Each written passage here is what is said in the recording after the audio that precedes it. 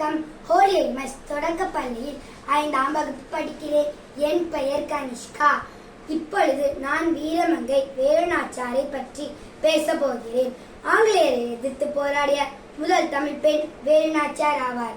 ராமநாதபுரத்தில் 1730ஆம் ஆண்டு ஜனவரி 3ஆம் தேதி இவர் பிறந்தார்.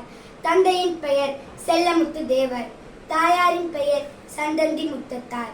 வேலுநாச்சியார் கல்வியிலும் மற்றும் பல்வேறு கலைகளான வாழ்வீச்சு, அம்பு விடுதல், ஈட்டி எறிதல், குதிரை ஏற்றம், யானை ஏற்றம் மற்றும் தமிழ், ஆங்கிலம், பிரெஞ்சு, உருது ஆகியவற்றிலும் சிறந்து விளங்கினார்.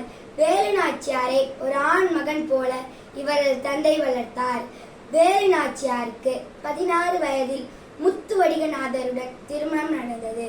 முத்துவடிகநாதர் பல கலைகளையும் கற்று 1750ஆம் ஆண்டு சிவகங்கைக்கு ராஜாவாக ஆனார். வேலுநாச்சியாருக்கு ஒரு மகள் பிறந்தார். மகளின் பெயர் வெள்ளச்சி. ஆங்கிலேயர்களும் மற்றும் நவாபின் படையுடனும் சிவகங்கை கோட்டை மீது ஆங்கிலேயர்கள் போர் தொடுத்தனர். அந்த போரில் முத்துவடிகநாதர் மரணம் அடைந்தார். இதை அறிந்த வேலுநாச்சியார் தமது தலைமையில் ஒரு குழுவையும் மறைந்த சகோதரிகள் தலைமையில் ஒரு குழுவையும் அமைத்து ஆங்கிலேயரை எதிர்த்து போர் தொடுத்தார். அந்த போரில் ஆங்கிலேயர்கள் புற முதுகு காட்டி ஓடினர். இறுதியாக வேலுநாச்சியார் சிவகங்கையை மீட்டு அரசவையில் அரசியாக இருந்து ஆட்சி புரிந்தார். வேலுநாச்சியாரின் வேகத்துடன் கூடிய வீரமே அவருக்கு வெற்றியை தந்தது. இது போலவே இன்றைய பெண்களும் தைரியத்துடன் செயல்பட வேண்டும்.